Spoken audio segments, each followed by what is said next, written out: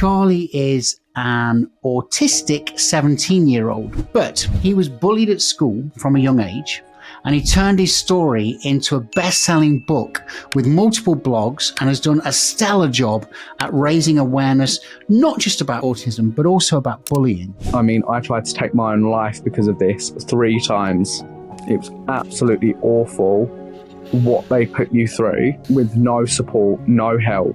To think that other people could potentially be going through the same makes me feel absolutely nauseous. Charlie, was it affecting things like sleep? And how did you feel when the next day came around that you knew you had to go again? Oh yeah, no. I still really don't sleep to this day. I've kind of got into the routine of having about 3-4 hours of sleep a day.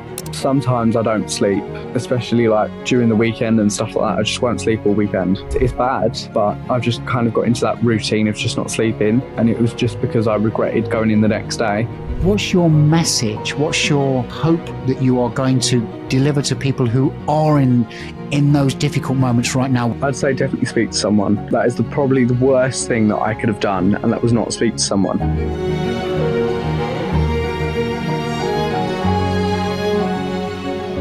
Here we are, another week of So What's Your Story. Do you know, I've got someone in the studio with me who is, Charlie, I don't know where to start with this, so I'm just going to dive straight in, right? So I've got Charlie Michael Baker in the studio with me. Charlie is an autistic 17-year-old, but he was bullied at school from a young age, and he turned his story into a best-selling book with multiple blogs and has done a stellar job at raising awareness, not just about autism, but also about bullying. At his lowest point of Charlie being bullied, he felt suicidal. And I'm so glad that that never tipped over the edge, Charlie, because you are a beautiful human being, and I'm so privileged to have you in the studio with me today. However, as we're about to understand and hear from Charlie, from this real depth, this deep despair level, Charlie rose and transformed his pain into a mission of empowering not just himself, but the stigma around being autistic as well. He's a best-selling author, Autism and Me, and he's raised over £350,000. Probably that number needs revising as we speak today, Charlie, because I'm sure it's a much bigger number. Yeah. Around the world for charities that support people with autism. And he has said publicly that he will consider, not definitely, but he will consider stopping when he's given away, I'm going to repeat that, £1 million. He's an influencer with over 1 million followers on Instagram. And so he has celebrity friends such as Charlotte Crosby, and he has his own podcast as well. He's a good-looking northern lad, and I'm gonna sort of summarize you as being proper. You understand? Yeah. So see, I'm from Leicester originally, and when we say someone's proper in Leicester, that means like you're top. You know, you're top man. So Charlie, welcome to So What's Your Story? Where are you today? Where are you? Because you're here, there, and everywhere. Where are you today? I'm in bed. well, you were just saying to me, because we've been trying to get hold of each other for a while, and you were saying to me, "Oh, Ian, I'm so sorry, I don't reply to your messages. I'm a fucking nightmare." And then you said you get about 3,000 plus messages a day, and your mum often doesn't even get a reply. So I don't mind that you didn't reply to me, Charlie. So yeah, you know, honestly, my mum can ring me, and I'll be like, I can't. She'll ring me and I'll be on the phone. I'll be like, I can't at the minute. Can you like ring me back in 5? And then she'll send me a text message and it would just be like, what do you want for dinner? And I'll be like, I'll get back to her 2 days later. Amazing. It's so funny. Charlie, where shall we begin? Because look, you're 17, right? And it sort of sounds like when you say to someone, what's your story? It's like when someone brings a biography out and they're still young and they say, well, my life's not over yet, but your life has been phenomenal, hasn't it? Yeah. And you know, obviously there's been these depths of despair, but looking at you now, talking to you off air, you know, you're a bright young kid. You know, you've got amazing energy. You've done so much globally to raise awareness, but also look at you right now. Those that can't see this video content just yet, or you may just be listening to it on audio. Charlie's got the most beautiful smile and just like an aura of just beautifulness. Where shall we start this story, Charlie? Where would you like to begin? I'd like to go back to those darker days, but maybe you're not comfortable revisiting those, but you have spoke about it. You have written a book about it. So. Yeah, of course. Yeah, we can start there. Go on. Go on. So, well, obviously, it was just throughout the whole of my school life. Obviously, I'm not sure how many people know how much you've read into this, but I was actually diagnosed with autism at 6, so quite young. So obviously it was known, and then obviously I was bullied a lot throughout my whole school life. I never really had any friends. I still don't to this day. I have like 2 friends. Yeah, come on. When you say that, you mean like solid, true mates, don't you? Oh yeah, mates that I like message every day. Yeah. Like yesterday, I rung Fiona, who's my friend, and we was on the phone for like 6 hours yesterday. That's why no one can get hold of you. Honestly, I have to put my phone on Do Not Disturb. It's so bad. I mean, I love all of my fans and followers and everyone that helps me throughout my journey, but please give me 5. Yeah, I know, right? I can imagine, because you are here, there, and everywhere. And you said just before coming on air with me, you'd just come off another interview. I mean, and at the age of 17, that's a lot to take for any age, but you handle it so well. But let's just go back to that earlier bit then. So at the age of 6, diagnosed with autism, how did that feel? How did that feel to you, Charlie? Because surely at that tender age, you weren't really sure what it all meant, right? Yeah. So I don't really remember it fully. I just remember like certain parts of it, because obviously it was 11 years ago. But obviously I just remember like never really having any friends. That's kind of the saddest part of it all, really. I just remember like being on my own and not having anyone. Like I remember in primary school, there was a teacher that I really used to get on with, and she was like friends with my family and stuff like that. And there was 2 sides of my school. So it was like year 5 across the road, and then year 4 and below the other side of the road. So I used to go over there with her at like lunchtime and break times and stuff, and just stand with a teacher. And that's obviously not the most normal aspect of life for like a 5-year-old. That's awful. So so even at that age then, you obviously felt isolated and dare I say alienated. When did the bullying start?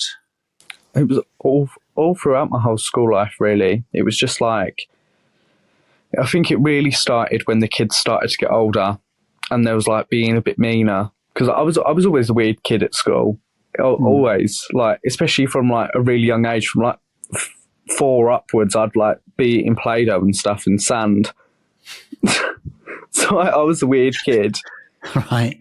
But obviously, it really started when we got a bit older, so like 5 upwards, maybe 6, going into maybe like year 4 or 5 of school. And then everyone, they just kind of started being nasty and stuff. And it's all taught by people's parents. Like, if you're nasty to your kids and nasty around your kids, they're going to pick it up. And I think that's just kind of where it stemmed from. And then people started pointing things out about me, and then everyone just kind of did it. Like, after one person points something out, then they all say it, don't they? Yeah, it becomes this sort of like a circle of people, doesn't it? A circle of perpetrators to the victim. But was it a combination of psychological and physical? No. So at first it was just psychological. They'd be nasty, and then it was like over social media, and then because that's the age where you kind of just get on Snapchat and Instagram and stuff, isn't it? Like, I had my first phone at like year 5. I remember that was an iPhone 4. It cost me 40 quid. Yeah, can never get one for 40 quid now. But yeah, honestly, I've just finished paying this phone off, and I nearly cried when the last payment went out. So there was a lot of verbal there, a lot of social, and just trying to, when you say you were weird, I don't think I don't think you were, Charlie. I think you were just different to everybody else. Yeah. And when you're different to everybody else and you're not in the sheep format of what the schooling, the society that the other children want you to conform into, when you step out of that circle and you are slightly different, you become an easy target to criticize and to make awful comments about. But as that sort of psychological, that verbal bullying was happening, what was happening to Charlie? What was happening to your confidence, let's say, and your self-esteem? How you felt about yourself? Can you remember how you were feeling? I know you were a lot younger, but were there sort of feelings of, why don't I fit in? What's wrong with me? All of these sort of things. Because at the same time, you have got a condition, which is autism, which effectively you think differently, right? Yeah. Not really. I was always really a confident kid. So I remember up to about year 7, year 8 of school, I was always really confident. I always had a smile on my face. No matter what they'd say, I'd always be smiling. I never really let it get to me. It was only when I was a bit older, when I started noticing these things for myself. So like people would laugh at me, like they'd say, I was a bit chubby. I've lost a lot of weight now, but I was a bit chubby. So they'd say, oh yeah, look at him, he's fat. And then I'd start noticing it and I'd be like, well, I am fat. And I wasn't, but that's when I kind of started getting my brain, do you know what I mean? My brain started working a little bit more. And I was more aware. So yeah, it wasn't very nice, but it was about year 7, year 8 that I started looking at myself and going, do you know what, you're an ugly fucker. And I wasn't, but that's what they were saying, and I let it get to me at that age when really it should have been the other way around. Yeah, that's interesting. So prior to that point of the starting to self-loathe, you were quite bouncy and just sort of deflected it. You had a positive mindset, and it didn't get into your head. And then all of a sudden, it starts to creep in, and then we believe the naysayers, if we can say that. The critics. We start to, oh fuck yeah, I'm a little bit overweight. Maybe I do look a bit. And then we start to question ourselves, and it's not a nice place to be. When you say that it started to affect you, what was then happening? Were your moods starting to drop? Were you retreating? Were you spending more time in isolation and being on your own? Yeah, that's when it really started to kick in. When they started saying more stuff, like I had one friend throughout my whole of school. Her name was Ariana. Can I say her name? Yeah, I believe so. Yeah. Yeah. As long as she doesn't mind. Well, her name was Ariana. I won't say her last name, but she was literally my only friend throughout the whole of primary school and stuff like that. I never really had any other friends. I was always on my own, but it was her. And then we went to like year 7, year 8, and everyone was like looking at us and laughing at us, saying that we were dating. Obviously, I wasn't, and we weren't, because I was gay. And so there was we're not dating. And then she just kind of stopped being friends with me because everyone was going around saying we were dating. And then there was one. So I was on my own throughout all of this. And then it just all got very much like they'd follow me around the school. There'd be a massive group of them follow me around school. So they had to take me out of mainstream school. I think it was twice. And this was at Brompton Academy in Gillingham, Kent. Awful school. Awful school. The Daily Mail wrote about it. They've had so many reports of bullying. I mean, I left and my cousin had like sour milk tipped over his head at that school. And the school did nothing. I was livid. It was so bad. They took me out of mainstream school twice because I was followed around by at least 20 children so they wouldn't leave me alone. And then they took me out of mainstream school once. I think it was year 8. And then they put me back into mainstream school. And then it all just kept on happening. So I'd have to like skip class and stuff like that because they'd throw things at me. I'd have pens thrown at the back of my head as soon as the teacher turned around. How do you cope with that, Charlie? What do you do? I mean, do you turn around? Do you retaliate? Does that make it worse? I mean, what do you do? Well, you can't really, because I used to like say stuff to him.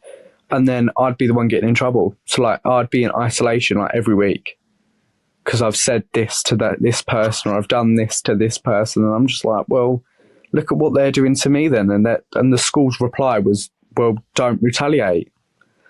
And I'm just like, yeah, but you're seeing this stuff. I mean, there's cameras everywhere in that school, so they see it, and they did nothing. No. And that's when it kind of started, like my mental health really dropped. Like I'd have to lock myself into toilets at like lunchtime and break time. You couldn't find me. I had to like hide under stairs and in lessons. I used to skip lessons. It's really tough. I cannot imagine. And there's going to be listeners all over the world listening to this, not even being able to comprehend how that must feel. That is just pure, I'm going to use the word evilness, because that is just, it's just pure, absolute, unacceptable behavior towards another human being. And of course, they're doing it in a gang format. There's not just one person on one person, and then you can kind of deal with that one person. You've quoted there saying at some points there was 20 plus of them, like a bloody pack of animals, just haunting you and just preying on you. Charlie, I am so glad that you are still here to tell this tale, and what you have done in your book and everything else is helping just beyond any number, I reckon, because not everybody's going to put their hand up and say, thank you, Charlie. You know, some people are going to be grateful in silence. So this huge ripple effect that you're sending across the world is incredible. And I personally would like to say thank you for you, because I was slightly bullied at school, but not anywhere near the extent of you were. So I can relate to you, but not to the extent that you were. And so I feel for you, man. But so, okay. So your mental health starts to decline. When do we get to this point where it's getting just too much for you? So it was around this point. And then obviously I said about 20 people following me around, didn't I? So that happened. So it was about 20 to 30, I'd say. They just kept on following me around the whole school. They just wouldn't leave me alone. And then one member of staff took me away, and we did all like statements and stuff like that. And then the school thought it'd be a fantastic idea to take me out of mainstream school again, to put me in this glass box room on my own, just with one iPad. They gave me an iPad, no sheets of work. I was watching bloody Drag Race in lesson. That is just fucking ridiculous. How does that even start to make it any better? Because just listening to that without being there in the moment, that has got to make it worse. Yeah, because I didn't see anyone. The only time I saw someone was when they'd walk past, they'd point or they'd laugh or they'd throw stuff. I had a banana thrown at the window before. Jesus. They threw an actual banana at me. What the fuck? I'm just like, well, what is the point? So, yeah, I was just completely isolated from everyone. And then I'd just like come home and from school and just sit in my room. Well, that's the point I was just going to ask you there, because whilst you're subjected to that all day, it's bound to have an overwhelming effect on you. So when you come home, you're withdrawn. And I was going to say to you then, not just about the point that you've just mentioned of coming home and just wanting to be isolated and be on your own, but how did it feel? Because surely you're a human being. You can't just switch off. None of us can. And forget such horrible, traumatic experiences. Charlie, was it affecting things like sleep? And how did you feel when the next day came around that you knew you had to go again? Oh, yeah, no. I still really don't sleep to this day. I've kind of got into the routine of having about 3-4 hours of sleep a day. So sometimes I don't sleep. So especially like during the weekend and stuff like that, I just won't sleep all weekend. And it's bad, but I've just kind of got into that routine of just not sleeping. And it was just because I regretted going in the next day. I'd always like fake being sick or something just to be sent home, and they never would, because they don't care. And that's kind of what I'm trying to get out of, because obviously now I know that this is still happening at this specific school and probably in others as well. Obviously, I really hope not to this extent, otherwise I will show up. Do you know what I mean? If I find out any of this has ever happened, I will bloody protest outside that school, because that is awful. Nobody should ever go through any of that. I mean, I tried to take my own life because of this 3 times. It was absolutely awful what they put you through with no support, no help. To think that other people could potentially be going through the same makes me feel absolutely nauseous. I've had to pause for a second there, Charlie, just whilst I compose myself when you said that. That's really...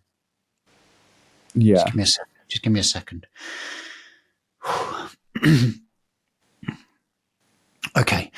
So when you got to these points of contemplating taking your life, there's been a lot of people who talk about suicide survivors, but also suicide who aren't fortunate enough to still be with us, and any loss is too many, right? Help us, Charlie, if you can, if you're okay. I believe you are comfortable revisiting this. When somebody is about to take their own life, a lot of people say, well, what a selfish fuck. You know, it's like, you know, what about everybody else? No, I'm sorry. You're wrong. Okay. Yeah. Because when somebody gets to that point, that decision, and you can help us with this, Charlie. They're not thinking, they're not in a selfish moment.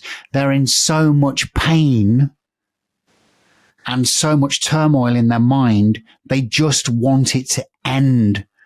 Yeah. They want peace. Yeah.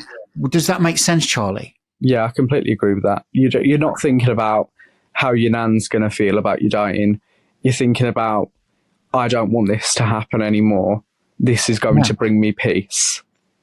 Yes. And that's the thoughts that were going through my head. So it is definitely not selfish, no. I'm not saying that it's the right way to go, because obviously you need to find the correct support, and your family should really know. They should like help you.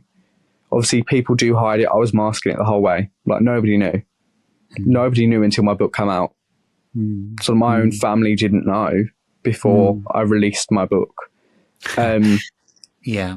So obviously, I was just going to say that, because when you say, "Oh, people around you," yes, ideally they should step in, but a suicidal mind, as you rightly say, Charlie, the mask comes on and you hide it so well, and this is why a person who unfortunately commits that act and is no longer with us, the family are left, and friends and everybody else, the ripple effect, because they do say that one life, actually the ripple effect is probably around about 128 people of that ripple effect. Obviously the closer into the inner circle, the more the intenseness of that loss. But the person centric to that decision has masked it so well that mostly those people close to them would never have known. Yeah. And that's what I did. So my family only really found out when my book came out. So, which is not new, because they do find out a lot through Instagram and stuff. So they'll kind of like know where I am because I post it on Instagram. You know, it's firstly, and I said this at the head, I'm so glad that you didn't. Yeah. You didn't manage to be, I don't know whether successful is the right word, but you didn't manage to end your life.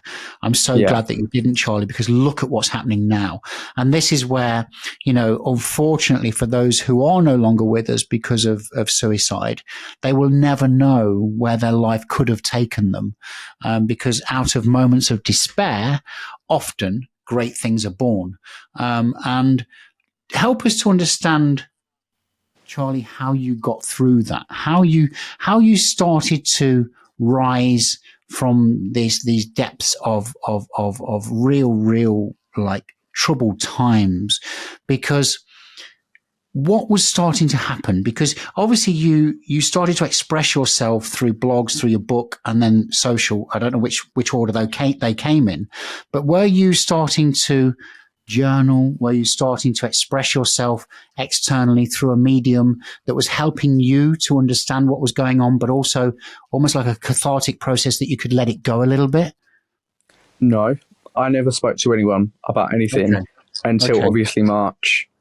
And then obviously I wrote my book and published it in March. And that was the first time that anyone ever heard my story. And then everyone kind of heard my story, which was unexpected because I was just quite expecting it. I wasn't expecting it to be that large. I was expecting to sell about just a few copies, maybe 3. But no, but that's what I mean. I had like £5, 5 great British pounds in my bank account. Did I have a bank account? Yeah, maybe. I don't know. But it was about £5. I had about £5 to my name, right, when I published it. And now there's people writing that I'm worth $9 million or something, which I can confirm is not in fact true. I wish I was worth $9 million, but I'm not. So thank you to whoever wrote that. But yeah, no, it was crazy because that was the first time I ever spoken about it. And then it just kind of flew. Yeah. But what I'm alluding to here, Charlie, is just to back up a little bit is whilst you started to pen the book before it was published, was that helping you? Was that helping you to put pen to paper to express what had gone on? Because you'd gone into a very dark moment. You know, to contemplate suicide once is bad enough, and to try it once is bad enough, but 3 times, you know, that's pretty shit, man. You know, so you know, and looking at you now, and I'm gonna touch on this as well with you. You know, whilst you were penning the book, and then as that evolved and the book was launched and everything else, you're in a much stronger position now. Yeah. Yeah. Because your voice has been heard and is continuing to be heard. Yeah. So Charlie, help us where you started to feel sort of, you know, more comfortable with what had gone on. Was it as you were penning the book then? So as you started to write it down, as you started to document it? Yeah, I'd say it kind of just, my sigh of relief was when I obviously started writing it. Obviously once I'd wrote it, I was like, this is really good. And then I did wait a couple of weeks before I did publish it. And I was just like, is this beneficial? Is this going to help people kind of thing? And then I thought, yeah, it might. And then I thought, that's what I'm going to do. I'm going to donate the proceeds. And then that's exactly what we did. And then sold about 14,000 copies within the first week. I got a call on my phone and I was like, I had no idea. So like I didn't have access to an Instagram account or anything. And then the phone call came through from my manager, because obviously I hired a manager for it and to like publish it and stuff. And his name's Dylan, and Dylan rang me and he was like, Charlie. And I was like, Dylan. And he was like, you sold 14,000 books. And I'm like, I have. And he's like, you've got an interview with the Daily Mail, and you have an interview with the Lancashire Telegraph, and you've got like 100,000 followers on Instagram. I went, sorry? And so within the first week, it was crazy. I was doing interviews like every day with people, and it's still like not slowed down, which is crazy. My dog's just coming to say hi. Has your dog come in to say hi? So has mine. Yeah. There we go. Yeah. What's your dog? My dog's a boxer. Is it? I have a boxer, yeah. He's on my Instagram. Oh, what's his name? Prince. No way. There you go. We got royals with us, because my dog is a Weimaraner, and his name is Duke. Ah, I love that. Oh, that's cute. I'll send you some pictures, Charlie. Definitely. Send me some pictures on WhatsApp. We'll exchange dog pictures. Right. So yeah, I mean, that's amazing, isn't it? And then obviously this has been picked up by a lot of people. You know, it's been well documented, Charlie. You have helped so many young people and also adults to just start to rethink about everything that's going on, you know, transformational thinking. You know, your social media, as you say, blew up. You've now got over 1 million followers, and I have no idea how you manage everything that goes on in your life. You know, because when we were pinging a couple of messages, you said, "Oh shit, sorry, Ian, I forgot to reply." #autism. Yeah. because we now forget almost that Charlie Michael Baker still has autism to sort of cope with. Do you feel now, on reflection, Charlie, that the condition you have has in some kind of odd way helped you? I think so, yeah. Obviously people like realise and they'll go, oh, actually it's fine, we'll leave him to like manifest this message for a little bit. But yeah, no, I kind of it pops up on the top of my phone, and then I'll think about like reply, and then while I'm replying to somebody else, and then I get into this massive long conversation with this person, and then somebody else messages me, and I'm just like, well, I need to message Ian, but then I forgot to message Ian. And I'm just like, well, I need to go back to message Ian. Like, you've been trying since how long? Oh, God knows. I mean, it's been months and months and months. And I remember the first message I sent you, and you were so quick to respond. You were like, "Oh yeah, great. I've listened to your podcast. Oh yeah, I want to do it. I want to do it. Let's do it soon." And then I'm like, "Oh God!" And then I get excited because I'm thinking, oh, Charlie Michael Baker's going to come on. So what's your story? I can't believe this. And I'm like, I don't tell people, because I don't tell people about who my guest roster is, and I'm secretly excited day in, day out. And then I'm like, Charlie. And I think, fuck, he's ghosting me now. It's just disappeared. Trust me, I do that a lot. It is not just podcasts, and I'm really bad for it. Like, the sun rings me up like every day, and I'm just like, honey, I'm too busy. Like, ring again tomorrow. I can't. I like that about you, Charlie. I think it's a really endearing quality, and don't ever lose it, right? And the other thing is, you have reached some pretty meteoric heights. You have celebrity friends. You do mix in some very, very exciting circles, but you're still incredibly grounded, and you're still so young. You're 17.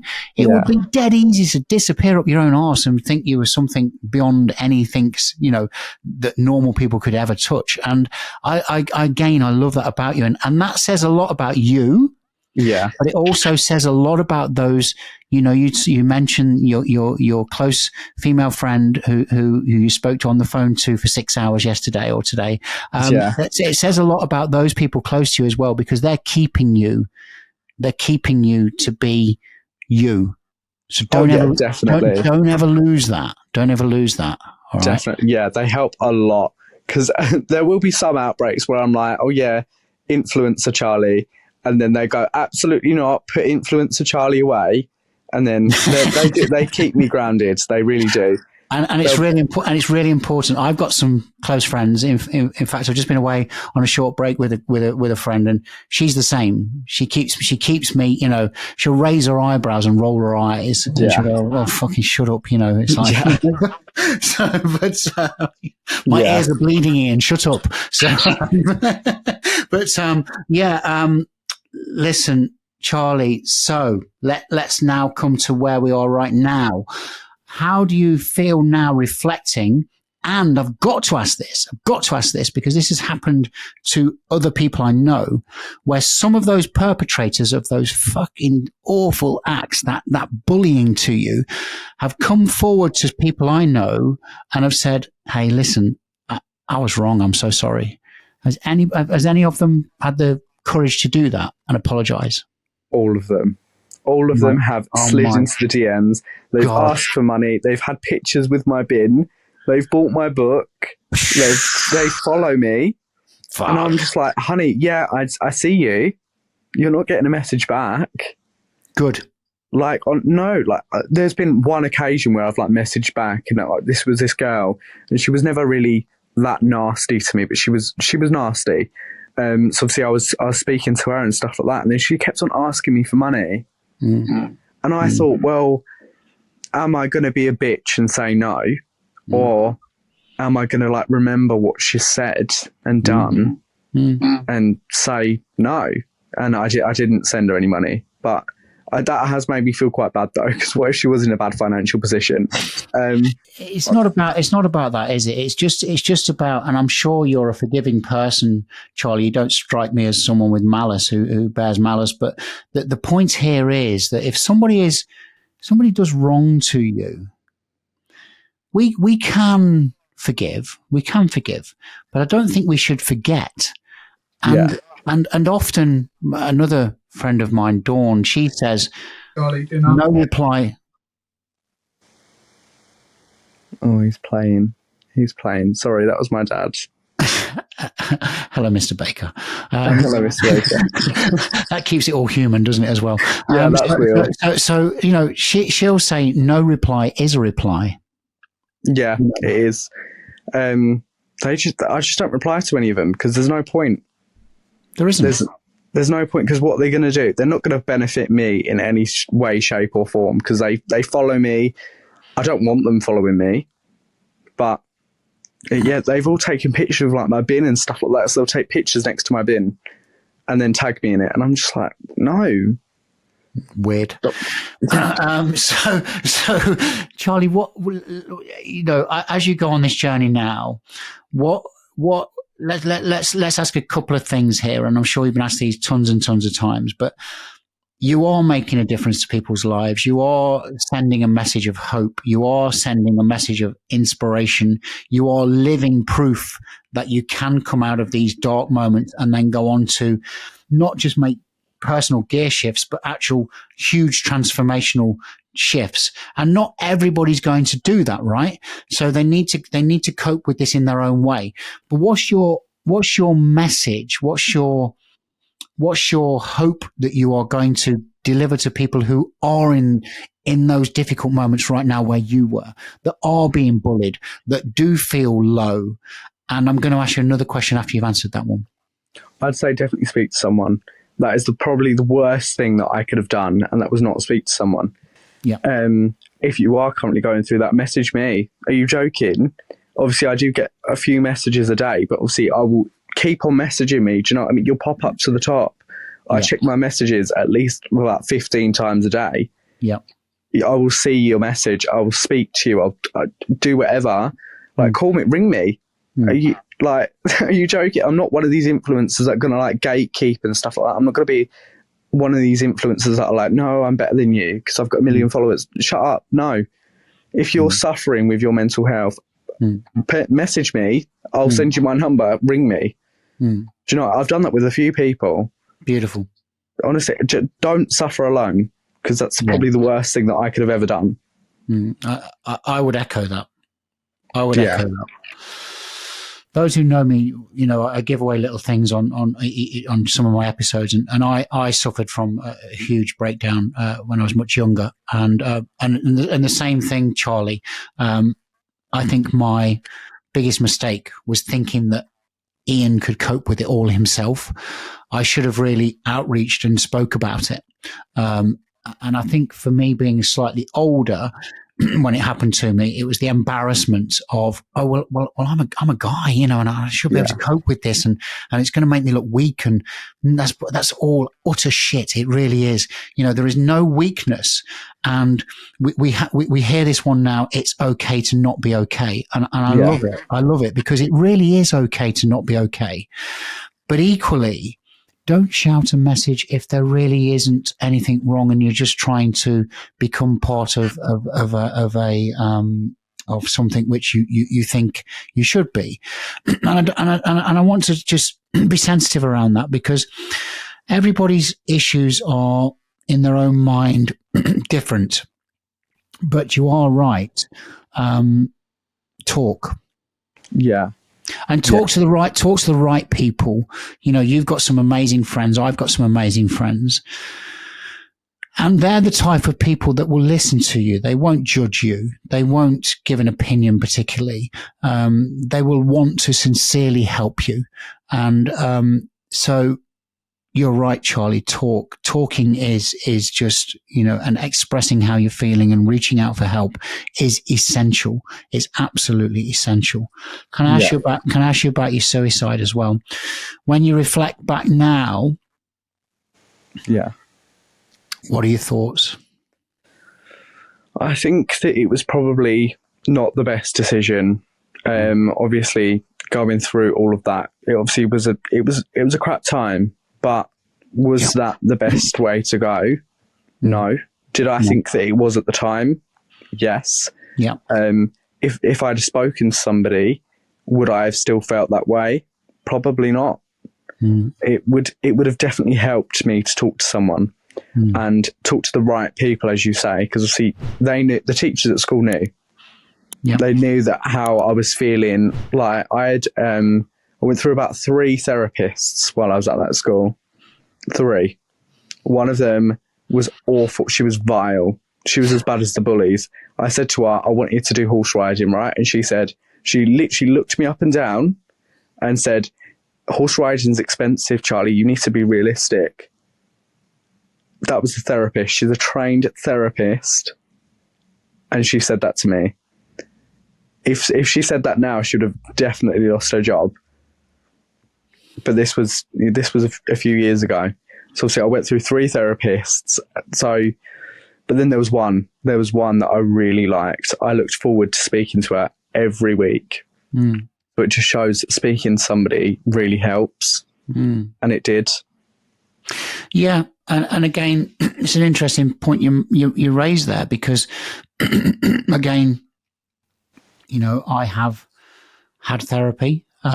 And when I've sat with some therapists on a professional level, paying a therapist, I've got through several sessions and I thought, we're not getting anywhere here. We're really not getting anywhere here. My current therapist, she's a genius.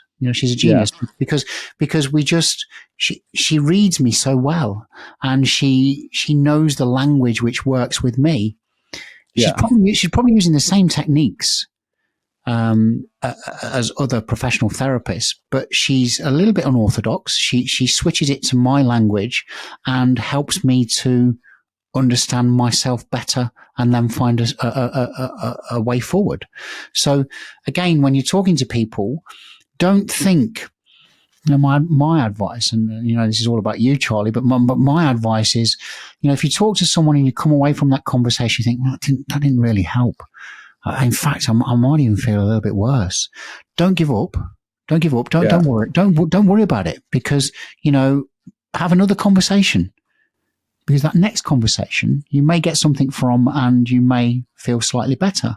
Yeah. So, all right, Charlie, I need to ask you this, because before you came into here, you had been in an interview. I've seen your activity online. I've seen the amount of events you go to, personal appearances, TV interviews, press interviews, podcast interviews, all sorts of stuff going on, all your social media. How do you balance all of the attention that you're getting and this hectic schedule to take time out for yourself? Oh, well, I do. I portray this image online. It is definitely, I have a busy lifestyle, but it's not that busy. Obviously, I go to a lot of events, press all the time, but I'm sat in bed right now doing this interview. Do you know what I mean? The last interview, I've done 3 interviews today. One of them was message interview, so that was all right. That was with Metro? Yeah. I don't know. The last one was with The Guardian, and then this one. So obviously I've done 3 today in the comfort of my bed. I think the Metro one, I think I did that in Bath. Right, okay. I was messaging him over Twitter the answers. He was just questioning me. Oh, when you say in Bath, you mean you were in the bath? I was in the bath. Yeah. Yeah. So obviously I do have a really busy lifestyle, but there is ways of managing it. Do you know what I mean? Like when people ring me up and they say, oh yeah, we want to interview you, I'll be like, yeah, no, next week. So right. I can choose. If Okay. I'm feeling too tired one day, Yeah. then I'll be like, nah, push it. Sorry. Well, Obviously, I love it, but yeah. no. Yeah. And that's great as well. And that says, again, it says a lot about you. You're authentic. You're not going to get swept away with it all. You know that your message is resonating. You know, you're making an impact, but also you're smart enough to say, hey, listen, come on. I can't do 10 in a day. I'm not prepared to do that. So you manage it well yourself, which is incredible. What's your now you've got to this point, Charlie, your book sold, I don't know, like hundreds of thousands. You're raising all this money. You are making an impact. Your voice is being heard. You're helping individuals, groups of people. Your impact is enormous. Where do you see the future? What's your well, couple of things. Where do you see couple of things. Let me backtrack that. How do you feel about what's happened so far? And where do you see it? Where would you like it to continue to go? I think I've done absolutely fabulously so far. You have. I'm not tooting my own horn, but this has been really hard. So obviously doing all of this, it's been absolutely the most blessing, but obviously it's been a pain in the ass. Do you have any idea, when I first published my book, do you have any idea how hard it was getting my first article? They would not write about me because who the fuck is Charlie Michael Baker? And now they ring me. Yeah. So obviously I'm saying that not to be an arsehole and say oh yeah, look at me now. But I'm saying that because believe in that. If you have a dream, believe it. Because I was ringing the press every single day and now they ring me. And that was just manifestation. I manifested that. I worked hard. I was writing up emails every day. And now I have people working under me to do that. So it's definitely, it's been a massive shock. But I'm saying that believe that you can do something. If you really want to do something, then you can. It doesn't matter how many people tell you can't, as long as you believe in yourself. Tell them to fuck off because they don't matter. Yeah. I had my own family telling me that I would not be able to do this. And now I earn more than them. So just sit there and think I'm going to do this. And I'd say maybe think about if these people that are saying no do actually benefit your life, because I've cut off a few family members because of this. Yeah. Where do I want to be? Probably as big as this, but I don't know. 10 times bigger than what I am now, I'd say. Okay. I want to be I've never said I wanted to be famous, but I wanted to be in the public eye of some sort. I want to be famous for doing something. So I wouldn't do reality TV or something like that. But obviously maybe a little TV show, maybe my own. Who knows? Yeah, that'd be kind of cool, wouldn't it? Yeah, I mean, it's right, I mean, to your point there, it's like there's always going to be people who will piss on your parade, as I like to say, and just let it pass. Mel Robbins has this great saying: "Let them." So when the naysayers are criticising you and saying, "Oh, you won't do that," who do you think you are? What do you? Let them. Just let them. Those two simple words: let them, and then let it go. Because seriously, if you believe yourself, don't move off from your Northern Star. Keep pursuing it. And as you touched on their manifestation, that is so powerful. See it in your mind's eye. See it coming. Dream it. Yeah. Dream it, but then take action as well. Don't just dream it and think it's going to happen, but take action as well, like you did. Charlie, I think you're an amazing young man, and I am so delighted that we found this time to sit around well, you're in bed, but I'm sitting sit in the virtual studio and hang out together and just share your story, because it is an incredible story. So thank you to whatever your beliefs are, anybody listening to this, whether it's the universe, whether it's spirituality, whether it's just fluke of circumstance, whether it's God, whatever you believe, I am grateful that Charlie Michael Baker is still with us and he didn't take his own life. And not only did he not do that, he put pen to paper, he wrote about his turbulent times, and now he's making an impact on the world in a very, very positive way. Charlie, God bless you, my friend. God bless you. And I want to meet you. I want to meet you in person. Yes. Right? I want to meet you in person, right? So next time I'm around your neck of the woods, I'm going to give you a little ring way in advance, because like it's like, Ian, like, nah, that ain't going to happen, you know. I know. Yeah. So we'll hook up and we'll hang out, because we could talk for hours. I know we could. I know we could.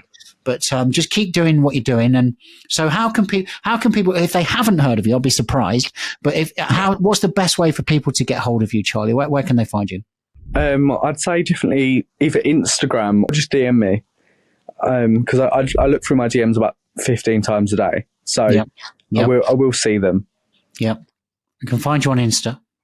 Yeah. Yeah, that's. I mean, you got a lot of presence on Insta, and what's your leaving gambit, Charlie? What would you like to say as your last message on So What's Your Story? And I reckon there'll be a So What's Your Story Part 2 with Charlie Baker, maybe a year or so down the road, or maybe you'll be too big then. You won't want to talk to me then, but. I'll always make time. I know you will. I know you will. So, but what's your leaving gambit? What's the message you would like to leave right now to anybody listening to this in any circumstance? They might not be feeling too great. They might be on top of the world. What's your message? I'd definitely say, if you're not feeling too great, tell someone.